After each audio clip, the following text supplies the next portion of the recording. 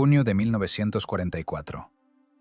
Negarse a cumplir una orden directa en el frente solía significar un consejo de guerra y el fusilamiento frente a la tropa. Pero el suboficial Voronin miró a los ojos al comandante del batallón, enloquecido por las pérdidas, y le dijo un firme «no». Frente a él se alzaba un Ferdinand alemán, una fortaleza invulnerable que en cuestión de minutos había convertido 3 de nuestros tanques en un montón de metal ardiente. Ir contra él de frente era un suicidio. En lugar de una muerte heroica, la tripulación se decidió por una aventura que habría puesto los pelos de punta a los oficiales del Estado Mayor. Hicieron lo que prohíbe cualquier reglamento de las tropas blindadas. Convirtieron voluntariamente su máquina en un ataúd sobre orugas, privado de motor. ¿Por qué los tanquistas frotaban las orugas con grasa y cómo 30 toneladas de acero pudieron acercarse al enemigo más silenciosamente que una hoja al caer? Miren hasta el final. Esta historia demuestra que a veces la locura es la única forma de sobrevivir. Junio de 1944. La operación Bagration ya está triturando la columna vertebral de la Wehrmacht, borrando del mapa la plaga parda kilómetro tras kilómetro. Pero aquí, cerca de Vitebsk, la ofensiva se ha ahogado en su propia sangre.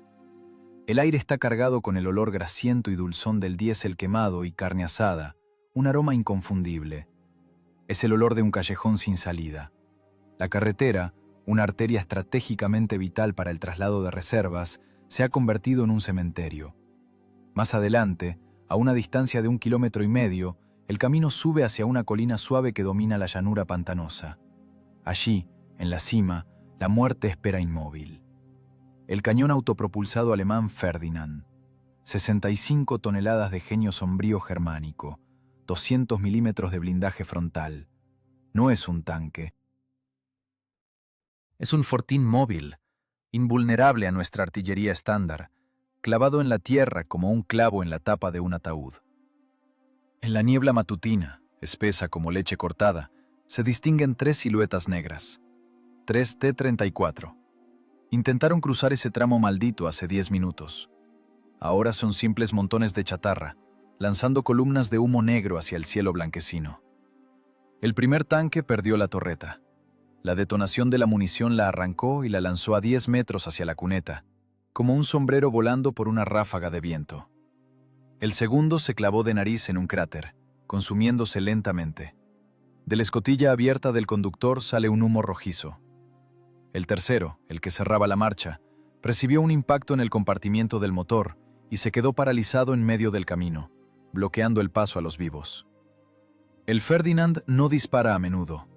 No lo necesita. Su arma, el cañón de 88 milímetros PAC 43/2, trabaja con la cadencia de una prensa industrial y la inevitabilidad de una guillotina. El proyectil de 10 kilogramos abandona el cañón a una velocidad de 1000 metros por segundo. La física aquí es simple y despiadada. A esa distancia, nuestro proyectil ni siquiera alcanza a entender que ha golpeado el blindaje. Simplemente se pulveriza, dejando apenas un rasguño en el acero cementado de las fábricas Krupp. Era como tirar una piedra contra una roca.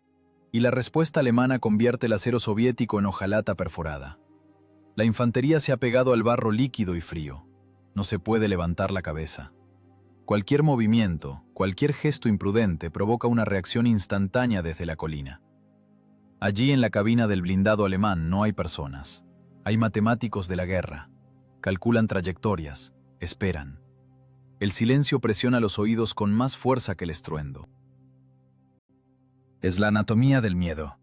Escuchas cómo golpea la sangre en las sienes, cómo cruje la correa del fusil del vecino, cómo chapotea el barro bajo la bota.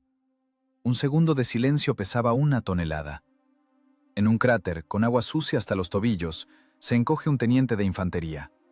Su rostro es gris como esta tierra, sus ojos divagan, sus manos tiemblan intentando encender un cigarrillo empapado. Rompe el papel y el tabaco se derrama sobre sus rodillas mojadas. ¡Lo ve todo! El teniente rompe en un grito ronco, señalando con el dedo hacia la colina brumosa. Ese diablo ve a través de la tierra, a través de la niebla. Estamos ante él como en la palma de la mano. A su lado yace un sargento mayor, presionando el casco contra el suelo. No mira al comandante, mira los tanques ardiendo. Sabe que la histeria del comandante es más peligrosa que una bala. El pánico es contagioso. Se transmite más rápido que el tifus. Camarada teniente, agáchese. Masulla sordamente el sargento, sin despegar los dientes. ¡No lo entiendes! El teniente agarra al sargento por la chaqueta acolchada mojada. Estamos enviando a los muchachos al matadero. 3 tripulaciones. 3. Ardieron en 1 minuto y medio. Escuché cómo gritaban por la radio. Esto no es la guerra, es un campo de tiro. Somos blancos, blancos de cartón. El sonido de una explosión en algún lugar a la derecha hace que ambos se estremezcan y se peguen aún más al barro. La metralla pasa silbando sobre sus cabezas, cortando las ramas de los arbustos. El Ferdinand no duerme. Recuerda su presencia. Controla cada metro del espacio frente a él. El sector de tiro es ideal. Cualquier vehículo que se arriesgue a salir del bosque a la carretera se convertirá en una antorcha antes de que el conductor logre cambiar de marcha. La logística de la muerte en este sector es impecable. Los alemanes eligieron la posición de tal manera que es imposible rodearla. A la izquierda hay un pantano, a la derecha un bosque denso, intransitable para la maquinaria. El único camino es directo por la carretera, de frente, hacia los cañones de calibre 88 milímetros. Es un callejón sin salida, un callejón ciego de hormigón. Una ráfaga de viento trae el olor a quemado del tercer tanque. Allí empieza a estallar la munición. Los estallidos sordos dentro del chasis suenan como golpes de martillo en un barril vacío. La torreta salta ligeramente y bajo el anillo sale un chorro de chispas. Es la agonía de la máquina. El teniente se tapa los oídos con las manos y se balancea de un lado a otro. Hay que retirarse, hay que pedir apoyo aéreo, o si no nos quedaremos todos aquí, murmura embarrándose la cara. No tenemos nada contra esa bestia, nada. Nuestros cañones no le hacen nada. Estamos tirando guisantes contra una pared. Pero no habrá aviación. El clima no permite volar. La niebla ha dejado a los aviones en tierra. La artillería se ha quedado atrás en la marcha, atascada en los pantanos bielorrusos. La infantería se ha quedado sola contra el monstruo blindado. La inercia del miedo ha paralizado a los hombres. Nadie quiere ser el próximo héroe póstumo. La guerra aquí carece de romanticismo. Es simplemente un trabajo sucio de supervivencia, donde las probabilidades caen rápidamente a cero. La colina calla. El Ferdinand espera. Su tripulación sabe, los rusos no retrocederán. Los rusos lo intentarán de nuevo. Y entonces el calibre 88 volverá a tener la palabra, convirtiéndolo vivo en muerto y lo entero en fragmentos. El camino a Vitebsk está cerrado por una barrera de acero, cuya llave se ha perdido en el barro y la sangre. En este laberinto de muerte no se ve salida, solo entrada, y lleva directo a la mira. El rugido de un motor diésel rompe el silencio algodonoso del pantano. Desde el sotobosque, rompiendo arbustos y batiendo la arcilla líquida con las orugas, sale una silueta baja. No es un tanque. La máquina no tiene torreta. El largo cañón sobresale directamente de la placa frontal inclinada, como el aguijón de una avispa.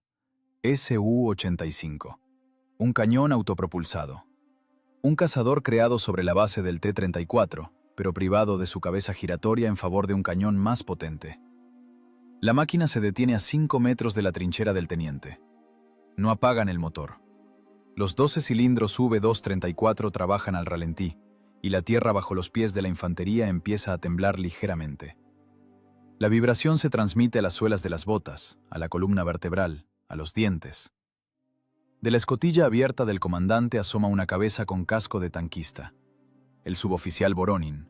Tiene poco más de 30 años, pero la guerra ha borrado su edad, dejando solo profundos pliegues junto a la boca y una mirada que escanea el terreno con la indiferencia de un forense.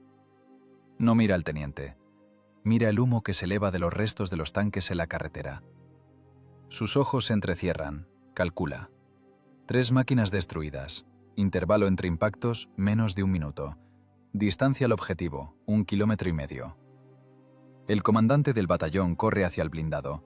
Su abrigo está salpicado de barro, su cara roja, su voz ronca. Se agarra a un asa del blindaje, intentando gritar por encima del ruido del motor. «¿Por qué te detuviste, suboficial?», grita el comandante escupiendo saliva. «Vamos, adelante, hay que distraer al alemán. Mientras él se ocupa de ti, la infantería pasará de un tirón. Ataca sobre la marcha, es una orden». Voronin dirige lentamente la mirada al oficial. En esa mirada no hay miedo al rango. Solo el cálculo frío de un veterano que ha visto demasiadas muertes causadas por la estupidez. No se apresura a cumplir la orden. En el ejército hay un reglamento y hay una ley de supervivencia. Y ahora se contradicen. El suboficial sale de la escotilla, salta al barro. Las botas chapotean. Se acerca mucho al comandante. La diferencia de estatura no favorece al suboficial, pero es él quien impone respeto. ¿Distraer? La voz de Voronin es baja, pero firme como el golpe de un cerrojo. Camarada capitán, ¿quiere que arda bonito o quiere que mate a ese bastardo? ¿Estás discutiendo órdenes? El comandante echa mano a la pistolera. La histeria lo cubre por completo. La gente muere, la ofensiva está parada, y este conductor pierde tiempo. Irás a un consejo de guerra. Adelante, he dicho. Pisa el acelerador y ataca de frente. Voronin ni siquiera mira la mano del oficial en la pistolera. Se vuelve hacia su máquina y golpea con la palma el blindaje inclinado de la cabina. El sonido es sordo, metálico. «Mira aquí», dice el suboficial, señalando duramente el acero con el dedo. «Aquí tengo 45 milímetros de blindaje, 45. Y ese alemán en la colina tiene un cañón que perfora 200 milímetros desde 2 kilómetros. Si salgo a la carretera de frente, viviré exactamente 3 segundos. Primer segundo, me ve. Segundo, el artillero gira la rueda. Tercero, el proyectil entra en mi motor y sale por la transmisión. La tripulación ni siquiera tendrá tiempo de asustarse. Nos convertiremos en carne molida. ¿Y qué propones? ¿Quedarnos aquí hasta el invierno?» El comandante baja la mano, pero tiembla de tensión. El Su-85 no es un tanque de ruptura, enfatiza Voronin, mirando directamente a los ojos al capitán. Es una herramienta, un rifle de francotirador sobre orugas. No tiene torreta para girar la cabeza, no tiene blindaje para aguantar el golpe, pero tiene un cañón y velocidad. Si quiere que lo destruya, no necesito heroísmo, necesito cálculo. Voronin saca del bolsillo un paquete de cigarrillos manchado de aceite, enciende uno, cubriendo la llama con la mano en forma de cuenco. El humo se mezcla con la niebla. Está en una altura, lo ve todo, pero es sordo. Continúa el suboficial, asintiendo hacia la posición alemana. Escucha nuestros motores. En cuanto acelere para subir, me oirá antes de verme, y me recibirá con un perforante. ¿Tienes un plan? El comandante se calma un poco, entendiendo que a gritos no perforará el blindaje del Ferdinand.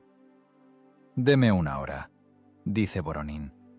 «Necesito arrastrarme hacia adelante, verlo yo mismo, con mis ojos, no a través del periscopio. Evaluar los ángulos, encontrar dónde tiene el punto ciego. No llevaré a mis hombres a un ataque frontal. Eso no es guerra, es suicidio. Y yo no me alisté para suicida». El comandante calla. Mira los tanques ardiendo en la carretera. Allí, dentro del metal, se consumen sus hombres, a los que envió a un ataque igual hace media hora. Entiende que el suboficial tiene razón. Es una locura repetir la misma acción esperando un resultado diferente. La guerra no perdona la terquedad, la castiga con la muerte. «Una hora», dice el capitán entre dientes. «Exactamente 60 minutos, Voronin. Si en una hora ese granero alemán no se calla, te fusilaré personalmente frente a la formación por cobardía. ¿Entendido?» «Entendido», responde con indiferencia el suboficial, tirando la colilla al barro y aplastándola con el tacón. En una hora habrá resultado. O muero yo, o muere él. No hay tercera opción. Voronin se vuelve hacia la tripulación, que escuchaba tensamente la conversación asomada por las escotillas. Los rostros de los muchachos están pálidos. Escucharon lo de los 3 segundos de vida. El conductor, un chico muy joven con la mejilla manchada de grasa, traga saliva con dificultad. El artillero limpia sus gafas con un trapo. Le tiemblan ligeramente las manos. «Tripulación, escuchen mi orden», ladra Voronin, cambiando instantáneamente al modo comandante.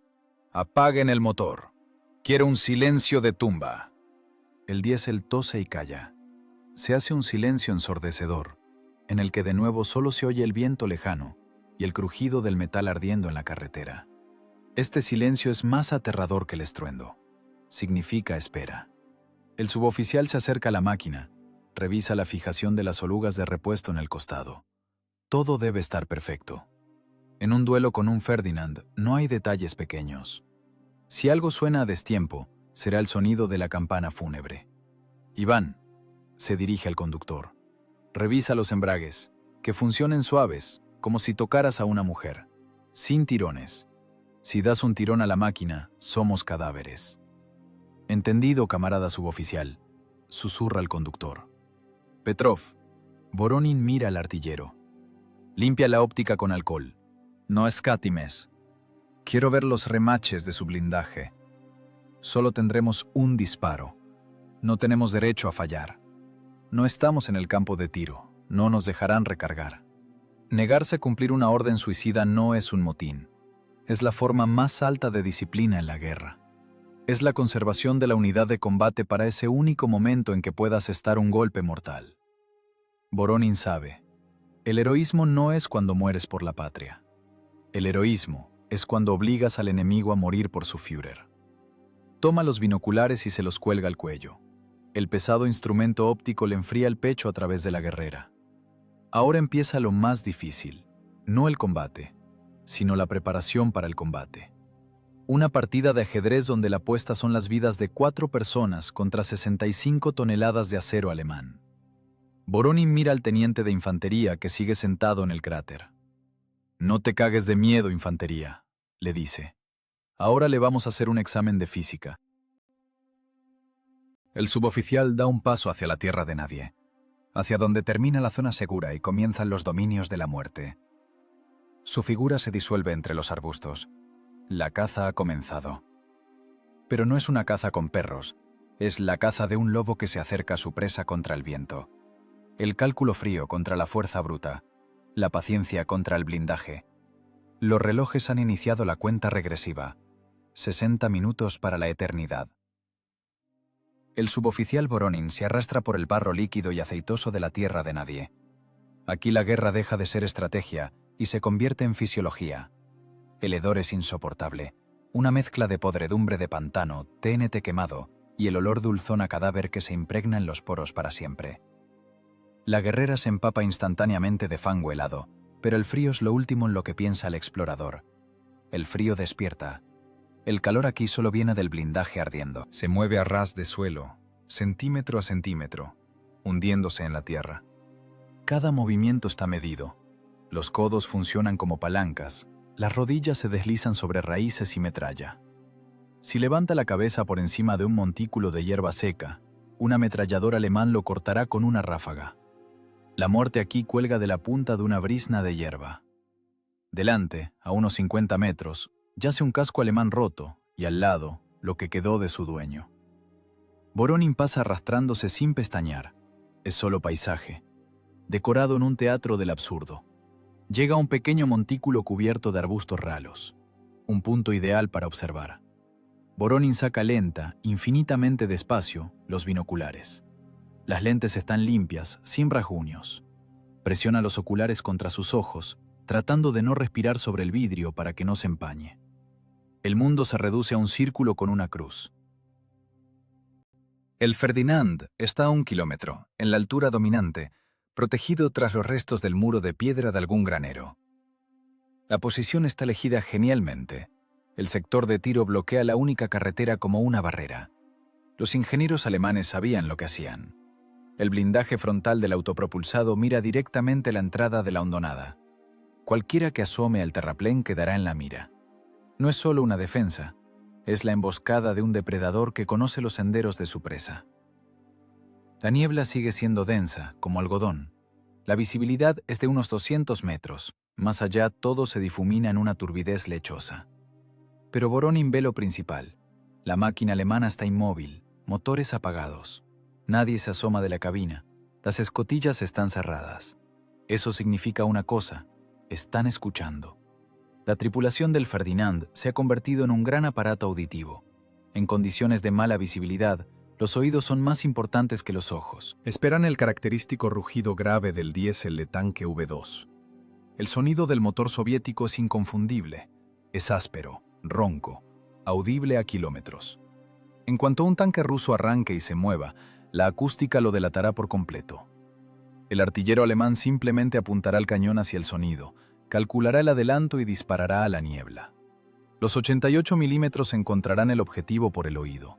No hay oportunidad de pasar. El ruido es una sentencia de muerte. Voronin baja los binoculares y mira el camino frente a él.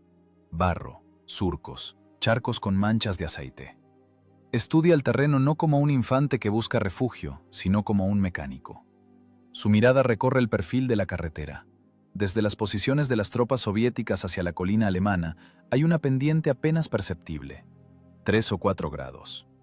Para un peatón es una superficie plana, para un camión una tontería, pero para una máquina con orugas que pesa 30 toneladas es física. En la cabeza del suboficial empieza a armarse el rompecabezas. Ve los vectores de fuerza, gravedad, inercia, masa. El camino va cuesta abajo directo al punto donde la carretera hace una curva, abriendo el flanco de la posición alemana.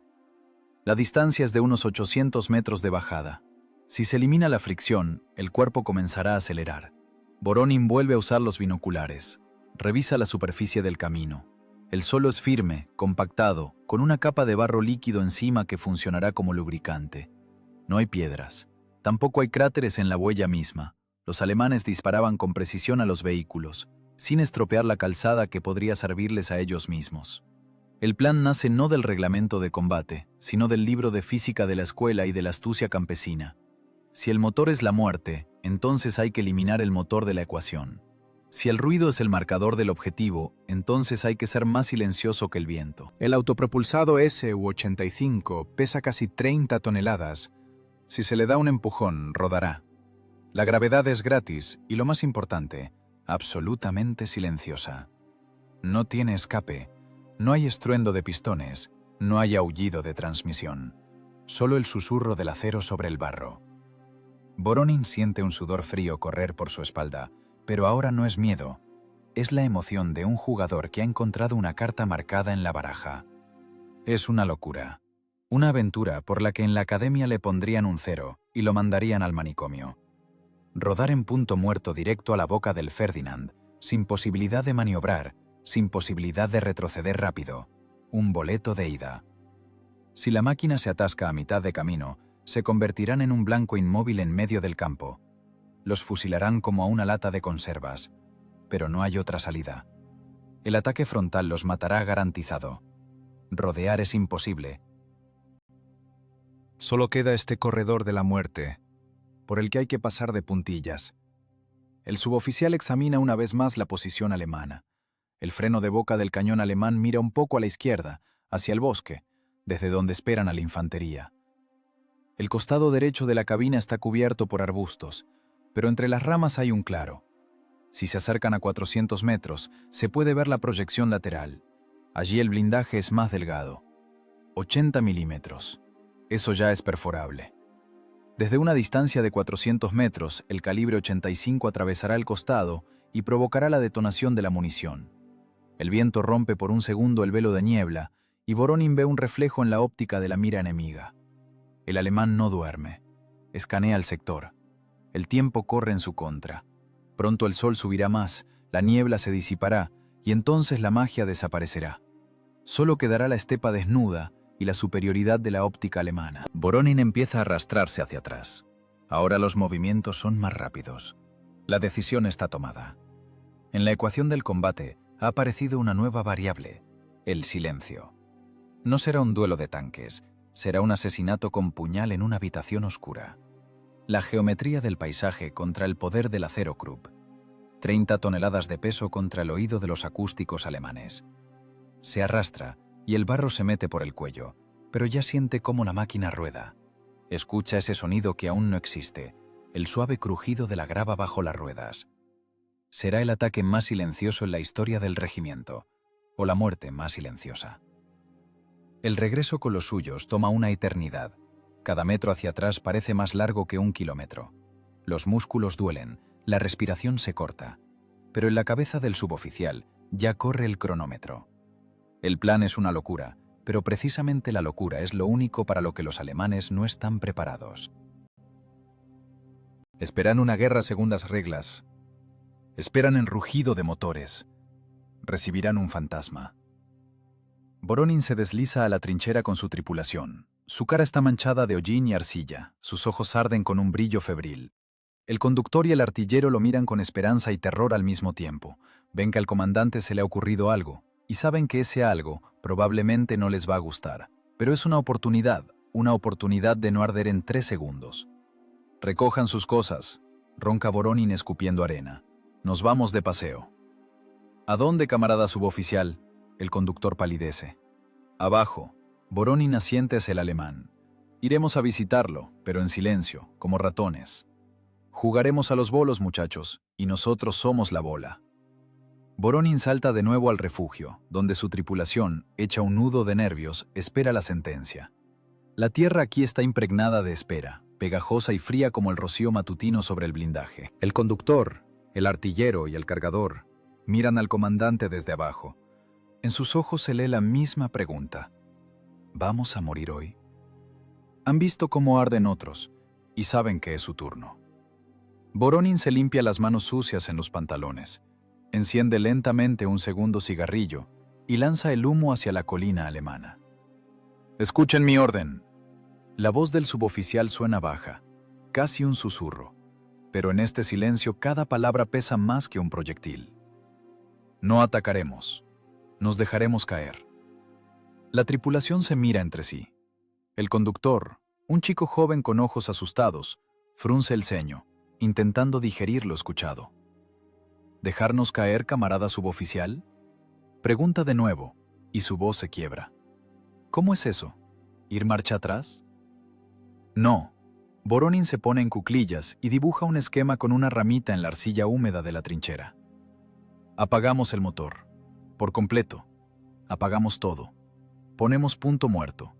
Y rodamos hacia adelante, colina abajo, en neutral». Cae un silencio denso, vibrante. Solo se oye el estallido lejano de un mortero. La idea parece tan salvaje, tan contradictoria a todos los reglamentos de las tropas de tanques, que el cerebro se niega a aceptarla. Una máquina de combate sin motor es un ataúd. Son 30 toneladas de hierro muerto, privado de vida, maniobra y oportunidad de salvación. ¿Usted bromea? El artillero Petrov se quita las gafas y empieza a limpiarlas nerviosamente con el borde de su guerrera.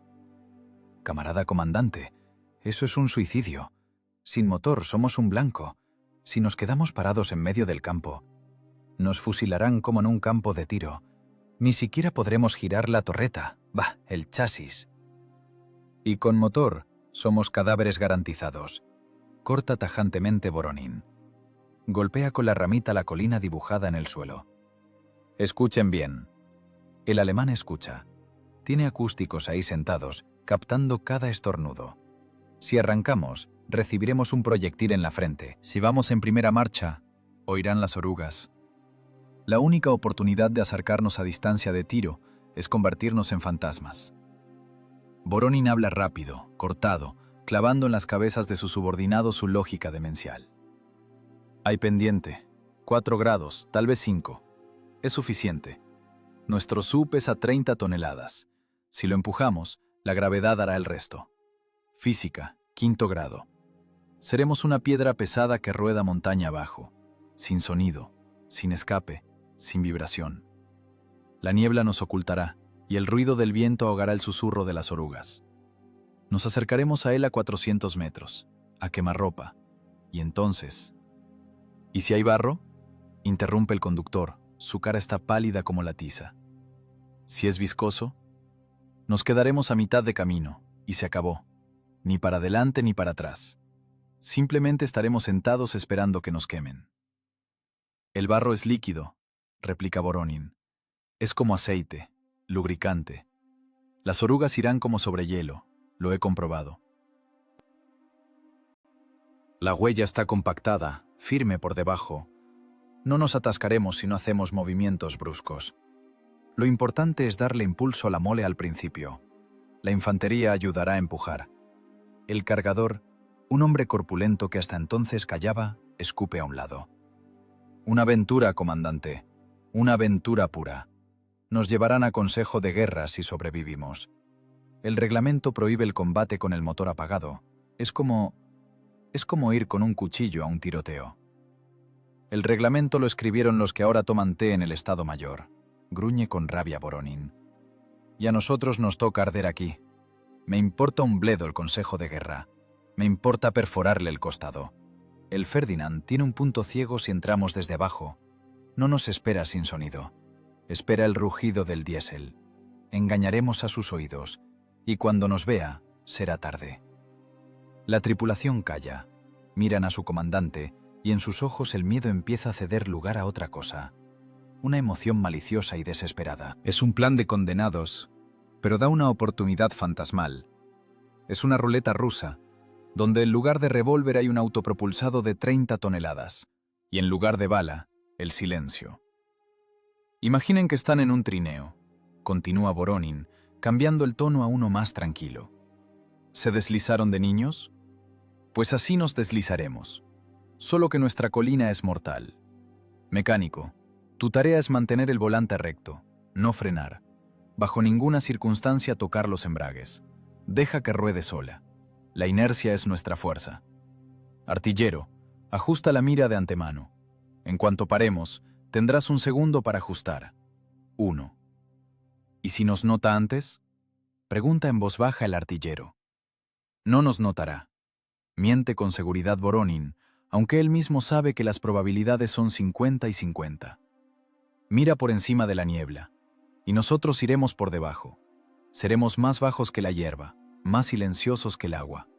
Es una locura de ingeniería. Usar la gravedad en lugar de los 500 caballos de fuerza del diésel V2. Convertir una máquina de combate en un patinete gigante. El riesgo es extremo.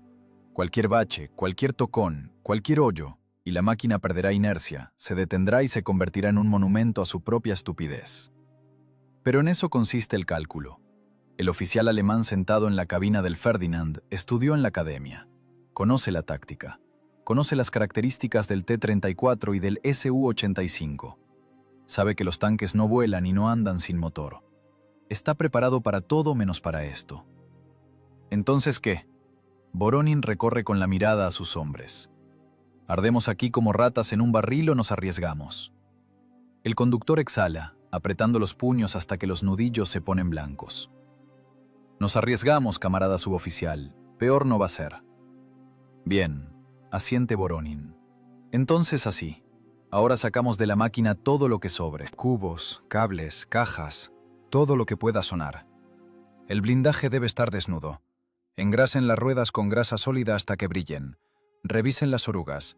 Inspeccionen cada eslabón. Si uno solo chirría, los estrangularé personalmente si el alemán no llega a tiempo. El plan está aceptado. Ya no es una discusión. Es una misión de combate. El miedo no ha desaparecido, simplemente ha cambiado de forma, pasando del terror paralizante a una concentración fría. Ahora todo depende de la mecánica, de la fuerza de fricción, del peso de la tierra que tira de todos los objetos hacia abajo. Voronin mira el Su. Ahora no le parece una temible máquina de combate, sino un mecanismo frágil que depende de miles de detalles. Un chirrido es muerte. Una piedra bajo la oruga es muerte. Barro demasiado espeso es muerte. Pero si la física funciona, si la masa, multiplicada por la aceleración de la gravedad, hace su trabajo, entonces se convertirán en leyenda. O en muertos. La línea entre estos conceptos en la guerra es más delgada que el papel de fumar. «A trabajar», ordena el suboficial. «Tenemos 15 minutos de preparación». Hacer del tanque un invisible. El tiempo corre. La tripulación empieza a moverse. El ajetreo se cambia por movimientos precisos y ensayados. La guerra es trabajo. Un trabajo pesado, sucio y mortalmente peligroso. Y ahora tenían que cumplir el encargo más extraño de sus vidas. Obligar a 30 toneladas de acero a ser más ligeras que una pluma y más silenciosas que la respiración de un niño dormido. La gravedad monta el martillo, La inercia se prepara para golpear. La caza pasa a la fase de ejecución. El Su-85 es una máquina ruidosa por naturaleza. Son 30 toneladas de acero creadas para el estruendo, el chirrido y el rugido.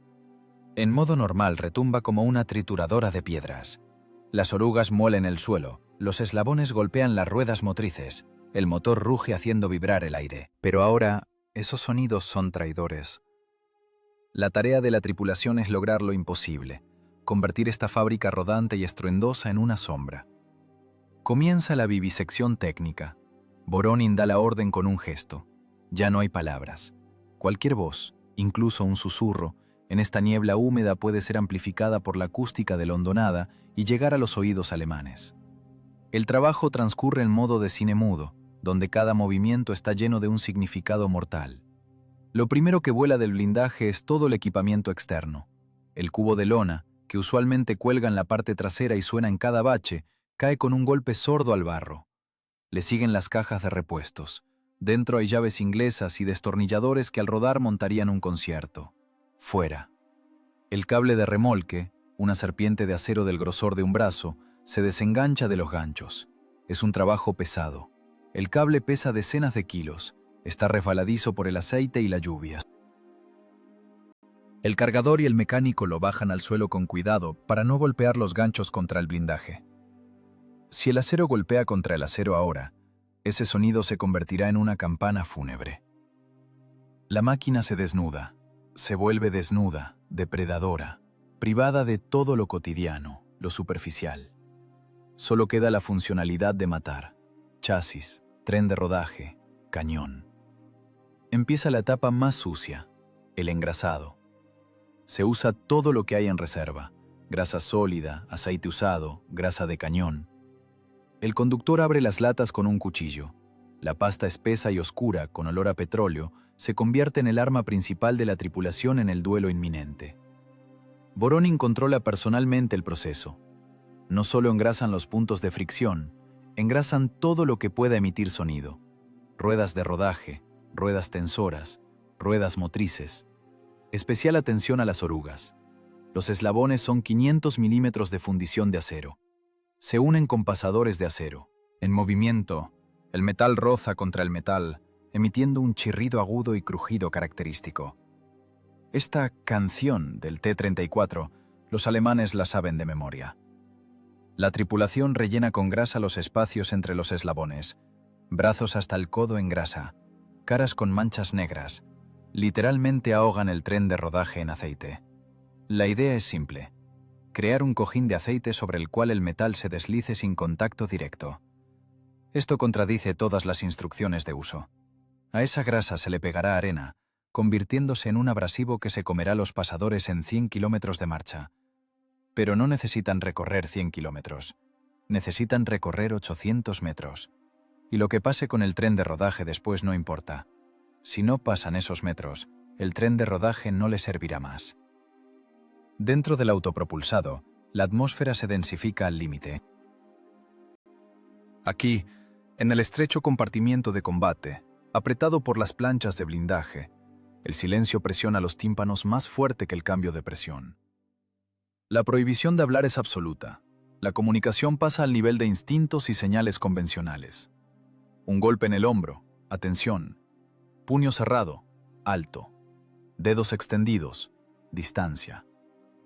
El artillero Petrov revisa los mecanismos de puntería del cañón D5S. Los volantes giran suavemente, pero él de todos modos baña los engranajes con aceite de la aceitera. El cañón debe moverse como la seda en el sentido literal de la palabra. Si en el momento decisivo el mecanismo se atasca o chirría un sector dentado, no habrá disparo. Limpia la óptica de la mira TSH-15 con un trapo limpio hasta una transparencia ideal. Ni una mota de polvo, ni una mancha de condensación. A través de esa lente mirará a los ojos a la muerte. El cargador prepara el proyectil. Saca el disparo unitario de 85 mm BR-365 del almacenamiento. Es un proyectil perforante de cabeza roma con punta balística. Peso: 9 kilogramos 200 gramos. El cargador examina la vaina. Debe estar limpia, sin abolladuras ni suciedad, para entrar en la recámara sin demora. La limpia con un trapo aceitado. El metal del proyectil le enfría las manos. Este trozo de acero es el único argumento que entenderá el Ferdinand. El cargador pone el proyectil sobre sus rodillas, abrazándolo como a un niño. No puede ponerlo de vuelta en el soporte, sería un sonido extra al sacarlo. Lo tendrá en las manos hasta el final del descenso. Voronin revisa las escotillas. Las juntas de goma se han endurecido con el tiempo. Engrasa sus bordes para que al cerrar no haya ruido metálico. Luego revisa los periscopios de la cúpula del comandante. La visión es vida. Cada miembro de la tripulación ahora es parte del mecanismo. No hay personas, hay funciones. Las palancas son la extensión de los nervios del mecánico. La óptica son los nuevos ojos del artillero. La recámara del cañón es la extensión de las manos del cargador. Se funden con la máquina en un solo organismo. El miedo se va a lo profundo. Se esconde bajo la corteza de la conciencia. En la superficie queda solo la concentración máxima. El sudor frío en la frente no se limpia, no hay tiempo para eso. El mundo exterior deja de existir. Solo existen las entrañas del Su-85, oliendo a grasa, pólvora y sudor masculino. Y existe el enemigo exterior, invisible pero perceptible en cada célula. La revisión ha terminado. La máquina se ha convertido en un coágulo de aceite. Todo lo que podía sonar yace en el barro afuera. Todo lo que debe moverse está engrasado en exceso. El Su-85 está al borde de la pendiente, listo para entregarse a la gravedad. Parece un depredador con las orejas gachas antes del salto. Solo que el salto será en cámara lenta. Voronin mira a sus muchachos. En la penumbra del compartimiento de combate solo se ven los blancos de los ojos en las caras tiznadas. Un asentimiento. Listos. Entienden lo que va a pasar ahora. Voluntariamente se encierran en una caja de acero que en un minuto comenzará un deslizamiento incontrolable hacia el abismo. No hay vuelta atrás. No hay frenos. No hay motor. Solo hay la inercia de una masa de 30 toneladas y la loca esperanza en la astucia rusa. El suboficial levanta la mano. El conductor pone las manos sobre las palancas, pero no tira de ellas. Simplemente siente el metal con la piel de las palmas. Retira los pies de los pedales. Los embragues están libres. La máquina se mantiene solo por la fricción estática y posiblemente las oraciones de la tripulación. La infantería afuera ya está lista para apoyar los hombros en la placa trasera. Solo hace falta un impulso. Un empujón para romper el equilibrio e iniciar la reacción en cadena del movimiento. El silencio antes del inicio se vuelve físicamente denso, viscoso. Un segundo se estira hasta la eternidad. El tiempo se detiene antes de caer al precipicio. 2 docenas de infantes clavan las gotas en arcilla blanda. Las manos resbalan por el blindaje frío y húmedo de la placa trasera. Los hombres jadean por el esfuerzo. Las venas de sus cuellos se hinchan. Las caras se enrojecen, convirtiéndose en máscaras de esfuerzo físico extremo. 30 toneladas de masa muerta. 30 toneladas de metal inerte que se ha incrustado en la tierra y no desea moverse sin la ayuda de los 500 caballos del diésel. Pero el diésel calla. Ahora solo trabaja la tracción muscular y la ley de la gravitación universal. Y... ¡una! Y... ¡empujen! Sisea entre dientes el comandante del pelotón de infantería, tratando de no levantar la voz. El Su-85 se estremece. Es un movimiento casi imperceptible. Un desplazamiento milimétrico cuando la fuerza de fricción estática finalmente pierde ante la fuerza de presión. Las orugas, abundantemente engrasadas, dan la primera vuelta.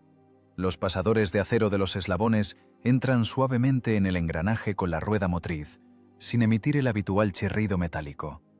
La grasa funciona. La máquina, como a regañadientes, se despega del suelo. Lento. Monstruosamente lento. Velocidad menor a la de un peatón. El primer metro se supera en una eternidad. La infantería sigue empujando, resbalando en el barro, cayendo de rodillas, pero sin soltar el blindaje. Empujan el autopropulsado hasta el borde de la pendiente, donde el grado de descenso se vuelve crítico. Dentro del compartimiento de combate la tripulación se ha quedado inmóvil. No respiran. Se han convertido en oído. El conductor Iván se aferró a las palancas de control, pero no tira de ellas hacia sí. Sus dedos se pusieron blancos por la tensión. El instinto le grita, arranca, acelera. El cuerpo recuerda que el tanque debe rugir y vibrar.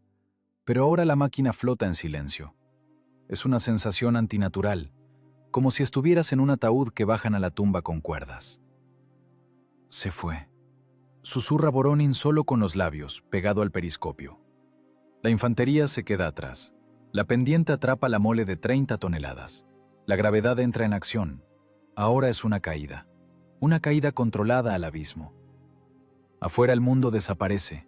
La niebla, espesa y densa como leche cortada, envuelve el chasis.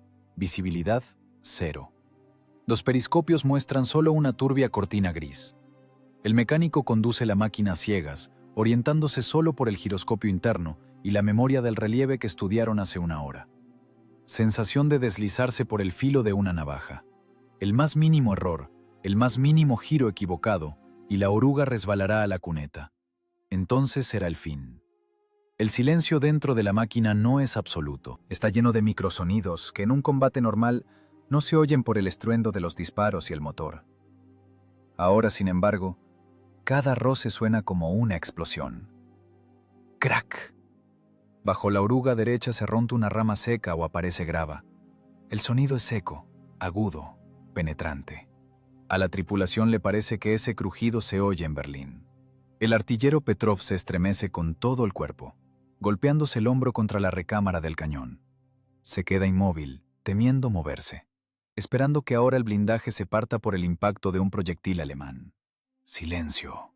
Sisea Voronin, sin apartarse del dispositivo de observación. No se muevan. Pero el golpe no llega. La niebla amortigua los sonidos, los dispersa, impidiendo que lleguen a los oídos alemanes. El Ferdinand en la colina sigue ciego y sordo. La máquina gana velocidad, la inercia aumenta. Al principio era el movimiento de un caracol. Ahora es un trote ligero. 5 kilómetros por hora. 7.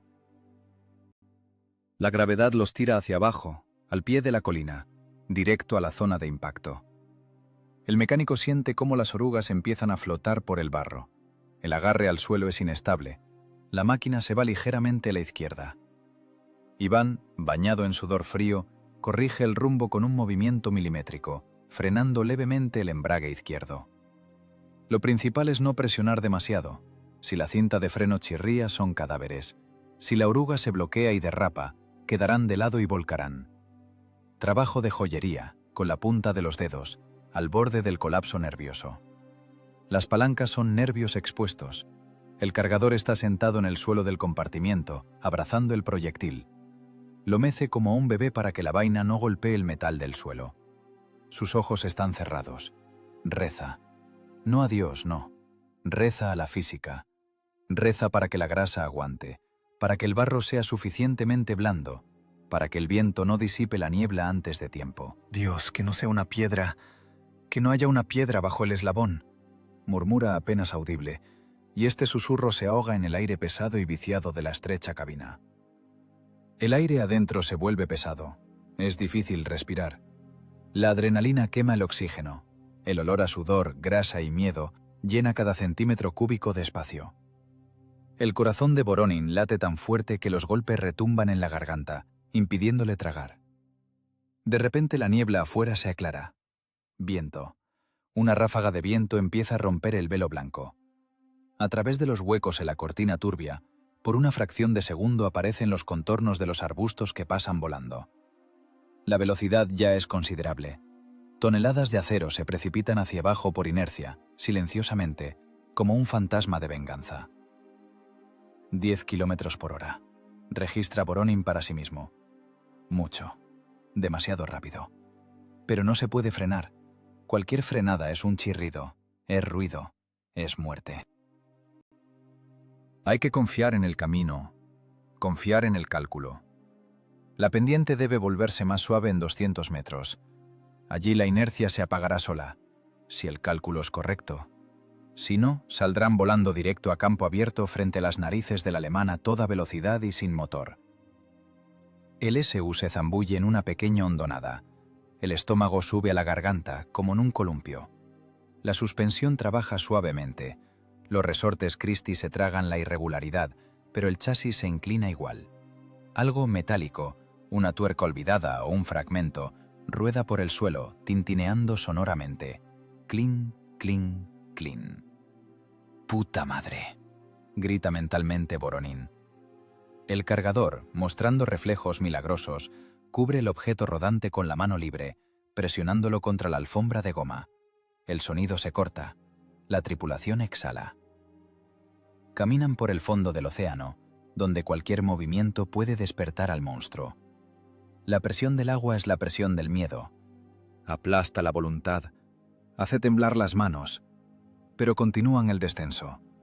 Adelante, a través de la bruma que se disipa, empieza a aparecer un macizo oscuro. Es el pie de la colina. Hasta la posición del Ferdinand quedan 500 metros. La zona más peligrosa ha pasado, pero lo más aterrador está por delante: el frenado. La inercia es enorme. Detener 30 toneladas rodando sin sonido es una tarea aún más difícil que acelerarlas. El mecánico lo siente. Entiende que ahora tendrá que jugar con la muerte. Hay que apagar la velocidad sin usar los frenos a plena potencia. Usar la resistencia del suelo. «¡Prepárense!», ordena Voronin. Su voz suena como un chirrido. «¡Ahora saldremos!». El artillero se pega a la mira. Su mano se posa en el volante de elevación. La palma está húmeda, resbaladiza. Se la limpia en el pantalón sin apartar la vista del ocular. La turbidez gris en la mira empieza a tomar formas angulares y duras de maquinaria alemana. El descenso continúa. Cada segundo se estira como goma. Los músculos se acalambran por la tensión. Ya no son personas. Son parte de un mecanismo que ejecuta un programa loco de autoconservación a través del riesgo. Un chirrido de oruga y un proyectil de 88 milímetros los convertirá en vapor. Esta comprensión está en el subconsciente, obligando a actuar con precisión de neurocirujanos. El Su-85 se desliza más allá, mordiendo la niebla, acercándose al punto de no retorno. El silencio zumba. La casa entra en la fase final de aproximación. La inercia es una fuerza ciega. Arrastra 30 toneladas de metal hacia adelante sin pedir permiso. El Su-85 vuela cuesta abajo, y la velocidad ya roza lo suicida para moverse a ciegas. 12, tal vez 15 kilómetros por hora. Eso parece lento solo en el papel. Dentro de una caja de acero sin visibilidad, se siente como una caída libre en el hueco de un ascensor. Las orugas susurran sobre el suelo húmedo, moliendo la grava en harina. Este sonido es el roce de la muerte que se acerca de puntillas. De repente la naturaleza decide jugar una broma cruel. Una fuerte ráfaga de viento golpea el costado izquierdo, como un puño invisible. La niebla, que era su único blindaje, su único escudo contra la óptica alemana, empieza a romperse. El velo blanco estalla, se arremolina y se aleja, revelando la estepa mojada y brillante por la humedad. «Perra», exhala Voronin. La palabra se atasca en la garganta, seca y dura. El mundo alrededor se aclara con una rapidez aterradora. Y en este mundo iluminado, justo en el rumbo, se alza él, el Ferdinand. Desde una distancia de 400 metros parece enorme. No una máquina, sino una fortificación. Un acantilado gris y angular, recubierto de planchas de blindaje con remaches. Está de costado hacia ellos, majestuoso en su calma y absoluta confianza en su propia invulnerabilidad. Es el momento de la verdad. Un juego de ruleta donde no se apuestan fichas, sino vidas de 4 personas. Si el observador alemán mira ahora en su dirección, es el fin. El Su-85 en una ladera abierta, sin marcha, sin posibilidad de maniobra, es un blanco perfecto, como una liebre en la palma de la mano. Pero la cabina del autopropulsado alemán está girada a la izquierda. El cañón del arma de 88 milímetros, largo y depredador, con su característico freno de boca, mira hacia el bosque. Hacia donde esperan el sonido, hacia donde, según su lógica, deben rugir los motores de los tanques soviéticos. Los alemanes escuchan el bosque. Su atención está enfocada en la acústica. Esperan el rugido de los diésel, el chirrido de las orugas, gritos de infantería. No esperan el silencio que rueda desde la colina directo a su costado. Voronin ve la nuca del enemigo. Ve las cajas de herramientas fijadas al costado de la cabina. Ve las orugas de repuesto colgadas en el blindaje como protección adicional. Ve incluso el brillo húmedo del metal. El detalle es aterrador. 400 metros. Distancia de tiro de pistola para artillería de tales calibres. «Iván, frena», susurra el comandante sin apartarse del periscopio. «Frena suave». El conductor empieza a trabajar con las palancas. Es pilotaje de alto nivel en gestión de inercia. No se pueden apretar los frenos de golpe, las zapatas chirriarán, las orugas se bloquearán y la máquina derrapará, arrancando el césped. El sonido será tal que los muertos despertarán. Hay que apagar la velocidad con fricción, dosificado, con movimientos microscópicos. Iván siente la máquina con la columna vertebral. Aprieta ligeramente las cintas de freno, suelta, vuelve a apretar. El SU empieza a desacelerar. Los cabeceos se vuelven más perceptibles. La gravedad en este tramo se debilita, la pendiente pasa a una meseta suave. La tierra misma les ayuda a detenerse. Chirrido. Bajo, pero claro. Una piedra se metió entre el eslabón y la rueda motriz. En el silencio de la cabina, este sonido parece el crujido de un hueso al romperse. La tripulación se congela. Los corazones se saltan un latido. El artillero Petrov deja de respirar. Sus gafas se empañan instantáneamente por la tensión. La mirada de Voronin está clavada en la torre del Ferdinand. ¿Girará? El segundo se estira como una vena de goma. El cañón alemán permanece inmóvil. El viento se lleva los sonidos a un lado, o los tanquistas alemanes están demasiado concentrados observando el bosque. El ruido del viento en sus propios oídos y el funcionamiento del generador auxiliar dentro del Ferdinand jugaron a favor de la tripulación soviética. El riesgo valió la pena. La máquina se detiene definitivamente. Un último empujón apenas perceptible y 30 toneladas se quedan quietas en la hierba alta. Posición ideal. Visibilidad directa. El costado del enemigo está girado en un ángulo de 90 grados. Es el sueño de un artillero. Es una ejecución clásica. Voronin siente cómo un hilo de sudor frío le baja por la espalda. Las manos le tiemblan ligeramente, pero no es miedo. Es la resaca después de la monstruosa tensión de la carrera.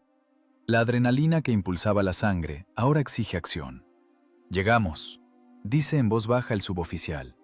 Estación terminal. Ahora todo depende del artillero. Petrov se pega a la mira. Su mundo se ha reducido a la escala de distancia y la silueta de la cabina alemana. 400 metros. Corrección por viento, 0. Corrección por movimiento del objetivo, 0. El objetivo es estacionario, condiciones de polígono, pero el precio del fallo es la muerte. El blindaje lateral del Ferdinand es de 80 milímetros. Es mucho. Pero a esa distancia el proyectil de 85 milímetros BR-365 tiene suficiente energía para romper ese acero. Lo principal es dar en un punto vulnerable. No en la oruga, no en la máscara del cañón. Hay que dar en la munición. En ese lugar donde tras el blindaje yacen los proyectiles listos para convertir la máquina alemana en un volcán. El artillero gira los volantes. El cañón D5S gira lentamente, milímetro a milímetro, hacia la izquierda. El tubo busca el punto de mordida. Los engranajes engrasados trabajan sin ruido. El depredador apunta. Voronin mira al costado del Ferdinand. Ve las soldaduras. Entiende que ahora romperán el silencio de tal manera que la tierra temblará. Pero ese segundo de silencio antes de la tormenta es el más pesado. El enemigo está vivo. El enemigo es peligroso. El enemigo puede notarlos en cualquier instante.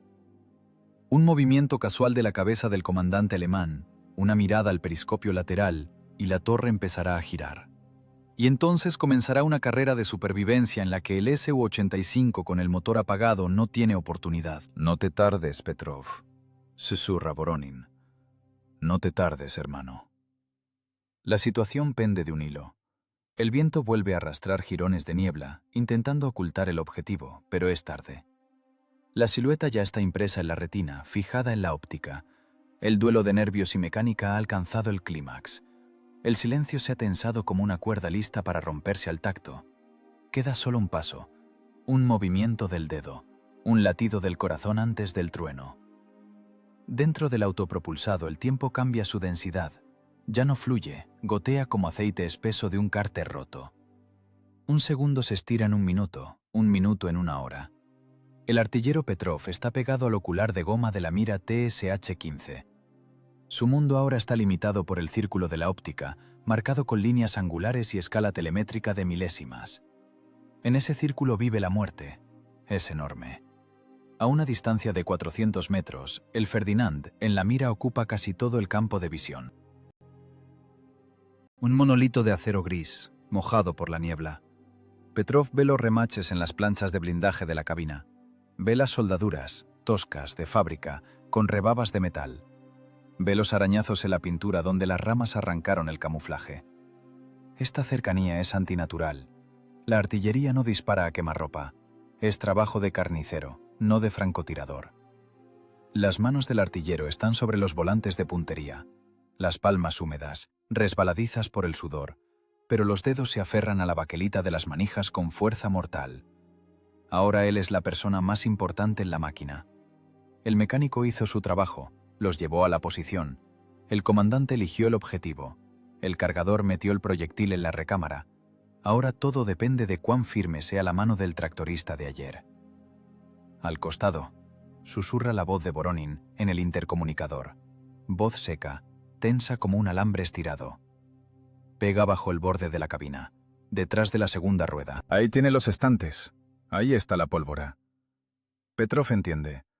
No solo apunta a la silueta, busca un punto anatómicamente vital. El Ferdinand es una bestia blindada, su piel es gruesa. Incluso el costado de la cabina son 80 milímetros de acero cementado. Si da en el borde inclinado o en la máscara del cañón, el proyectil rebotará, se irá al cielo como un trompo chillón, dejando en el blindaje solo una abolladura. Necesita una perforación garantizada, necesita llegar a las entrañas. La cruz de la mira se arrastra lentamente por el cuerpo del enemigo. Elevación vertical, horizontal. La cruz negra se posa sobre el plano gris del costado, un poco más arriba del guardabarros. Aquí, tras la plancha de blindaje, en la estrechez del compartimiento de combate alemán, yacen las largas vainas con la carga propulsora. Cordita, explosivos. Si el núcleo de tungsteno incandescente o la metralla del blindaje tocan las vainas, la física hará el resto. La presión dentro del chasis saltará a miles de atmósferas en una fracción de segundo. Pero el alemán no es un maniquí, está vivo. De repente Voronin, observando a través del panorama del comandante, se hiela. Ve movimiento. Allí, en la cabina del Ferdinand, alguien reaccionó. Quizás vio con el rabillo del ojo una sombra deslizándose en la niebla. Quizás la intuición de una tripulación experimentada sugirió que el silencio a la derecha se había vuelto demasiado sospechoso. El largo cañón de 88 milímetros PAC-43 se estremece. El característico freno de boca, parecido a una alcachofa de ducha, empieza a desplazarse. La torre del Ferdinand no gira toda la cabina o el cañón en la barbeta. El ángulo de giro horizontal del alemán es limitado, pero les alcanza. El cañón se arrastra lenta, inevitablemente hacia ellos. «Nos ve», exhala Voronin. «Petrov, nos ve, rápido». Empieza la carrera de reacciones, carrera de mecánica. El artillero alemán gira sus volantes, intentando atrapar en la mira a la insolente caja rusa surgida de la nada. Su arma es pesada, la inercia del cañón es enorme, los mecanismos trabajan al límite. El cañón se arrastra lentamente, grado a grado reduciendo el ángulo de seguridad.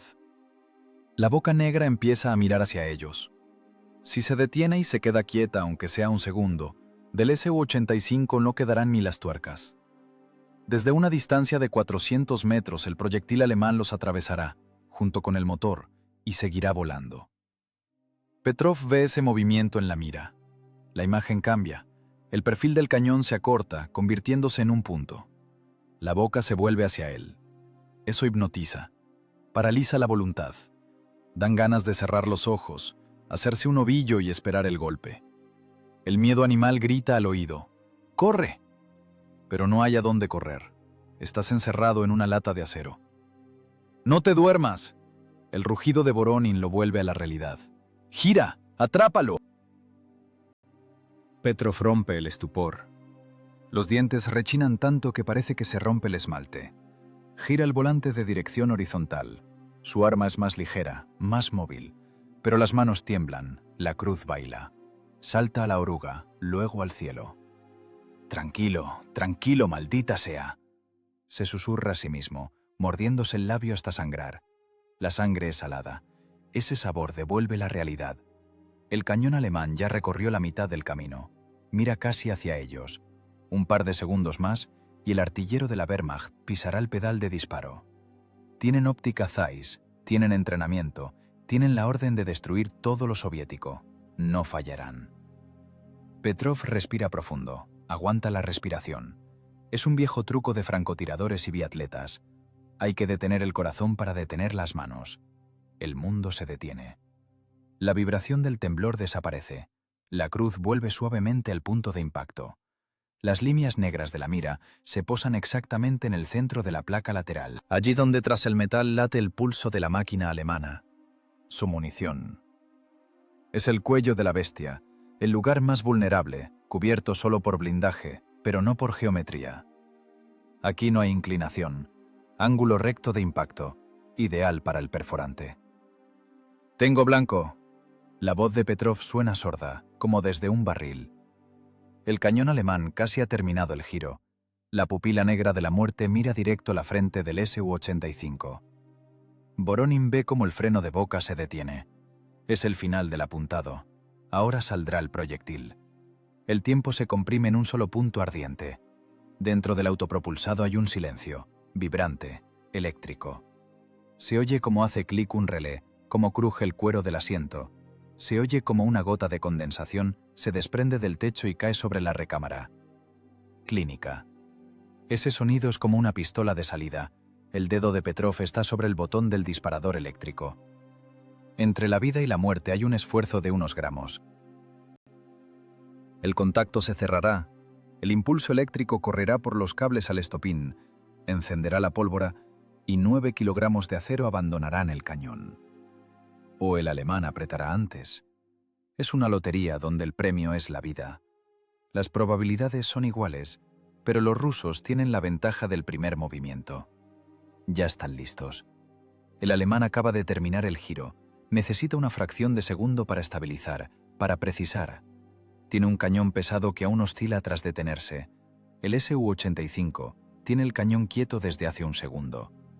Voronin no respira. Mira la espalda del artillero, sus hombros tensos. Empuja mentalmente el dedo de Petrov. «Vamos, aprieta, dale». La mirada del comandante alemán a través de la óptica, probablemente, ahora está llena de terror. Ve a quemarropa el autopropulsado soviético que lo mira con su cañón. Entiende que llegó tarde. Le grita a su artillero: «¡Folla!». Pero el grito vuela más lento que la electricidad. El dedo de Petrov hunde el botón. Clic. Ese sonido microscópico inicia una reacción en cadena que ya no se puede detener. La química de la pólvora toma el control. La presión en el canal del cañón salta a 3.000 kilogramos por centímetro cuadrado. El proyectil se suelta de las estrías. El silencio explota. Ya no hay sigilo, no hay susurros. Solo hay una fuerza bruta, monstruosa, liberada. El desenlace ha llegado. El resultado del duelo se decidió en las centésimas de segundo que separaron la presión del botón del artillero soviético de la reacción del alemán. La balística dictó su sentencia. «¡Fuego!», exhala Voronin. No es un grito. En el espacio estrecho de la cabina no hace falta gritar. Esa palabra es simplemente el cierre del circuito, el último elemento del algoritmo. Petrov hunde el botón de disparo. Golpe. El mundo, que hasta entonces estaba tejido de silencio, susurro de hierba y chirrido de nervios, deja de existir instantáneamente. Se hace pedazos bajo el impacto de 150 decibelios. El cañón de 85 milímetros D5S ladra corto y seco. No es el trueno retumbante de un obús, es un chasquido agudo y seco de un látigo gigante. El freno de boca expulsa por los lados chorros de gases incandescentes, barriendo instantáneamente los restos de niebla frente a la máquina. El autopropulsado de 30 toneladas, parado sobre los frenos, se estremece con todo el cuerpo, como si hubiera recibido un golpe de mazo en la frente. El retroceso hunde las ruedas en el suelo. La vaina sale con estruendo de la recámara, golpeando el recolector, y cae al suelo humeando y esparciendo un olor acre y ácido a pólvora quemada. En ese mismo momento, con un retraso de fracciones de segundo imperceptible para el ojo, pero existente en las leyes de la física, el proyectil BR-365 alcanza el objetivo. 400 metros para él es ausencia de distancia. Es un disparo a quemarropa. El lingote perforante de 9 kilogramos se incrusta en el costado del Ferdinand a una velocidad de casi 800 metros por segundo. La energía cinética del impacto es monstruosa. 80 milímetros de blindaje lateral alemán es una protección seria, pero está calculada para combate lejano, para impactos tangenciales. Aquí el ángulo de encuentro es de 90 grados. El proyectil no rebota, muerde. La punta roma funciona como un punzón, impidiendo que el cuerpo del proyectil resbale, y el capuchón balístico se aplasta, transmitiendo toda la energía al núcleo. El acero gime. Es un sonido que no se puede oír con los oídos, solo se puede sentir con las entrañas. El sonido de metal desgarrándose. El proyectil perfora el costado, lanzando hacia adentro un chorro de metralla incandescente, elementos secundarios de daño. Entra en el compartimiento de combate del blindado alemán como un cuchillo caliente en mantequilla, y da exactamente donde Voronin calculó, en los estantes. Dentro del Ferdinand comienza el infierno. El metal incandescente y la onda expansiva encienden las cargas propulsoras. Las vainas alemanas, densamente estivadas a lo largo de los costados, detonan en una reacción en cadena. Ya no es química, es termodinámica de catástrofe. En el volumen cerrado de la cabina, donde se sientan 6 tripulantes, se genera instantáneamente una presión de miles de atmósferas y una temperatura de un par de miles de grados. Externamente parece una demolición en cámara lenta. Primero, de todas las rendijas de la máquina alemana, escotillas, visores, rejillas de ventilación, salen finos chorros de humo negro y fuego. El Ferdinand parece hincharse desde adentro, como un globo sobreinflado. Su cuerpo, creado para resistir golpes desde fuera, no está diseñado para contener una explosión de tal fuerza adentro. Un segundo. El estruendo de la detonación cubre el sonido del disparo del Su-85. Es un rugido bajo, gutural, que hace temblar la tierra bajo los pies de la infantería a 1 kilómetro de ahí. Las soldaduras de la cabina no aguantan. El techo vuela como la tapa de una olla hirviendo. La pesadísima placa de blindaje, de varias toneladas, vuela por los aires girando como una hoja de otoño y cae en el barro a 10 metros del chasis. De la caja abierta sale una columna de fuego de la altura de un edificio de 5 pisos. Arden la pólvora, el aceite y el combustible. La cabina masiva, desplazada por la fuerza monstruosa de la explosión, se mueve sobre el anillo, torciéndose hacia un lado. El cañón de 88 milímetros, orgullo de la Wehrmacht, clava la nariz impotente en la tierra, como una rama rota. Las ruedas del lado izquierdo son arrancadas de cuajo, la oruga se rompe y se desliza como una serpiente hacia la cuneta. El Ferdinand está destruido, instantáneamente, totalmente. No es un impacto, es aniquilación. La tripulación murió en el mismo segundo en que detonó la munición. Ni siquiera alcanzaron a entender qué pasó. El sistema nervioso humano no es capaz de transmitir la señal de dolor más rápido de lo que se propaga la onda expansiva en un espacio cerrado. Simplemente les apagaron la luz. Dentro del Su-85 hay un zumbido. La tripulación está aturdida. Petrov sigue mirando por la mira, aunque ya no hay nada que ver. El campo de visión está lleno de humo y fuego. Su dedo sigue presionando el botón de disparo, aunque el cañón está descargado hace rato. Se ha quedado petrificado, paralizado por la visión de lo que ha hecho. Voronin se separa del panorama. Su cara está mojada de sudor, las manos le tiemblan, pero ahora es el temblor del alivio. Exhala lentamente el aire que parece haber estado aguantando toda la última hora. «Listo», dice. La voz suena ajena, sorda, como a través de algodón. Tiene los oídos tapados. «Listo, compañero». El cargador, que estaba parado con un nuevo proyectil en las manos, listo para meterlo en la recámara en un segundo, baja lentamente el lingote de vuelta al almacenamiento. No hace falta un segundo disparo. No hay a quien rematar. Allí en la colina, solo queda una hoguera de hierro ardiendo. El conductor Iván, aferrado a las palancas, finalmente abre los dedos. En las palmas quedaron marcas rojas del metal. Se recuestan al respaldo del asiento y cierra los ojos. La oscuridad ante sus ojos pulsa con círculos rojos. «Le dimos», susurra. «Le dimos». El humo del disparo dentro de la máquina empieza a picar en los ojos. Voronin abre la escotilla superior. El aire fresco, húmedo y frío irrumpe en la atmósfera viciada, impregnada de sudor y gases del compartimiento de combate. Saca la cabeza. La imagen hipnotiza con su belleza cruel. El enorme Ferdinand arde brillante y furiosamente. El fuego zumba, devorando la goma de los vendajes y los restos de combustible. El humo negro sube verticalmente, mezclándose con las nubes grises. Alrededor hay escombros, trozos de metal, cajas arrancadas por la explosión. El silencio vuelve, pero es otro silencio. No opresivo, no expectante. Es el silencio después de la tormenta. El silencio de un cementerio donde acaban de enterrar a un monstruo. En el bosque han dejado de disparar. La infantería, que todo este tiempo yacía en el barro sin creer lo que veían sus ojos, empieza a levantar lentamente la cabeza. Voronin mira al enemigo ardiendo. Ninguna alegría, ningún triunfo, solo un cansancio infinito y una satisfacción sorda por el trabajo bien hecho. La tarea está resuelta. La ecuación cuadró. La balística y la física resultaron más fuertes que el genio sombrío y el blindaje grueso. «Fin del combate», ordena el suboficial al intercomunicador. «Encender ventilación». El motorcito del ventilador empieza a zumbar, sacando el humo de la pólvora. Este sonido doméstico, técnico, los devuelve a la realidad. Están vivos. La máquina está intacta. El plan funcionó. El descenso loco en silencio, el juego de escondite con la muerte, todo quedó atrás. Delante solo hay un esqueleto humeante y el camino abierto. Pero es pronto para relajarse. La guerra no ha terminado. Simplemente un episodio concreto, un duelo, terminó a su favor. «Iván». Voronin golpea al mecánico en el hombro con el pie. Arranca la pianola, el motor aún no se ha enfriado. El arranque chilla y el diésel V2, que cayó toda esta hora infinita, cobra vida. El rugido del motor ahora parece música, suena como un himno a la vida. La vibración vuelve a llenar el chasis y es una vibración agradable.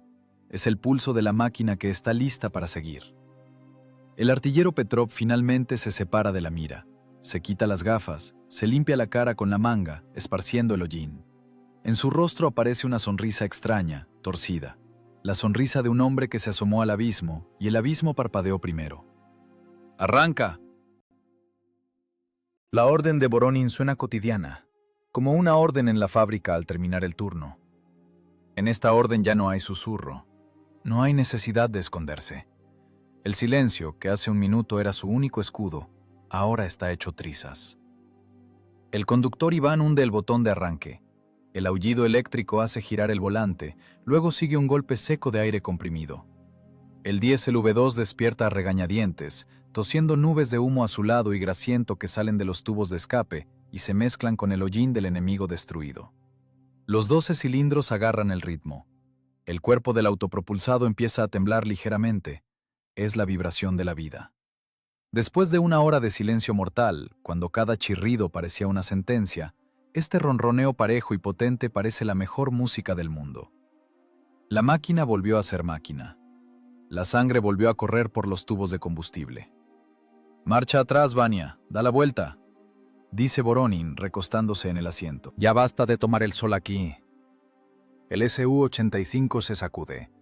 Las orugas, todavía grasientas por la grasa sólida, resbalan por el barro salpicando líquido negro, pero luego encuentran agarre. Los eslabones muerden el suelo. 30 toneladas giran obedientemente en el lugar, moliendo arbustos y césped. El mecánico trabaja con las palancas ya con seguridad, con rudeza. Ya no necesita ser joyero. Necesita ser un tractorista que ara el campo de guerra. Voronin se asoma por la escotilla. A la izquierda y derecha del camino, del barro líquido de trincheras y cráteres, se levanta la infantería. Los mismos hombres que hace una hora estaban pegados a la tierra por el miedo y la desesperanza. Los que se consideraban muertos, ahora se levantan cuán altos son. No es una formación de desfile. Son hombres sucios, furiosos y cansados en chaquetas y abrigos empapados. Pero en sus movimientos ya no hay rigidez. La barrera se ha levantado. La muerte que estaba sentada en la colina se ha convertido en un montón de chatarra. Corren pasando el autopropulsado, acelerando el paso, pasando a la carrera. Alguien se acomoda el casco sobre la marcha, otro carga el cerrojo del fusil. No gritan consignas pomposas. Solo se oye el pesado tropel de cientos de botas, el ruido de la munición y los insultos secos y furiosos de los comandantes que empujan a los pelotones hacia adelante, a la brecha abierta. Hay que alcanzar a tomar la altura antes de que los alemanes reaccionen. Uno de los infantes, un sargento fornido con el brazo vendado, al pasar corriendo junto al costado del Su-85, frena por un segundo la carrera. Golpea con fuerza con la palma el blindaje inclinado de la cabina. El sonido del golpe se ahoga en el rugido del motor, pero el gesto es claro. Es gratitud. Es el reconocimiento de que 4 tanquistas acaban de regalarle la vida a toda una compañía. Voronin nota que en el costado ahumado del autopropulsado, justo encima de las manchas de aceite y el barro pegado, blanquea una inscripción. Alguien de la infantería, mientras estaban abajo después del disparo, alcanzó a rayar con un trozo de caliza o tiza. Letras torcidas y saltarinas. Gracias, viejo. El suboficial sonríe. Viejo. Tiene 32 años, pero en la guerra la edad no se mide en años, sino en cantidad de ataques sobrevividos. Hoy ha envejecido una vida más. Se quita el casco. El aire húmedo y caliente de junio enfría el cabello mojado. Voronin se pasa la manga de la guerrera por la frente, limpiando el sudor mezclado con hollín. En la manga queda una franja negra. Las manos todavía tiemblan un poco, el bajón de adrenalina, el pago inevitable por la tensión extrema. Saca un cigarrillo, raspa un fósforo contra el blindaje. La llama brota, el tabaco empieza a arder. La primera calada quema los pulmones, pero trae claridad. Adelante, en la colina, se consume el Ferdinand. El viento aviva la llama, y ésta zumba, devorando los restos de la grandeza alemana. 200 milímetros de blindaje frontal no salvaron. El temible cañón, capaz de perforar tanques de lado a lado desde 2 kilómetros, resultó inútil contra la simple gravedad y la astucia humana. El acero Krupp perdió. Perdió no contra otro acero, sino contra las leyes de la física multiplicadas por el riesgo. Los ingenieros alemanes previeron todo: el grosor de las planchas, la óptica, la balística. Crearon la fortaleza ideal, pero olvidaron incluir en sus planos una variable llamada carácter ruso. No tuvieron en cuenta que un tanque puede volverse silencioso como una hoja al caer, si la tripulación necesita desesperadamente sobrevivir y vencer. Camarada suboficial. La voz del artillero Petrov en los auriculares suena alegre, casi infantil. ¿A dónde ahora? Voronin da una calada. Entrecierra los ojos por el humo y mira el camino que se pierde tras la colina. La niebla se ha disipado definitivamente. El sol se abre paso entre las nubes, iluminando el metal retorcido y las figuras de la infantería corriendo. El camino a Vitebsk está abierto. La operación Bagration continúa. La columna vertebral de la Wehrmacht cruje, rompiéndose bajo los golpes de tales estocadas solitarias, de las que se compone la victoria general. «Adelante», dice Voronin, tirando la colilla por la borda. «Alcanza la infantería. Todavía tenemos mucho trabajo». El diésel aúlla, ganando revoluciones. El Su-85, haciendo rechinar las orugas, arranca. Deja atrás el esqueleto humeante del enemigo, deja atrás el miedo y el silencio. Adelante está la guerra. Un trabajo sucio, pesado y mortal. Pero hoy lo hicieron excelente. La máquina se pierde en el polvo, disolviéndose en el horizonte. En el blindaje, bajo una capa de barro nuevo, todavía se puede distinguir la inscripción blanca en tiza, símbolo de que el ingenio a veces perfora el blindaje mejor que cualquier proyectil subcalibrado. La caza ha terminado. El depredador ha muerto. Los cazadores se van por una nueva presa.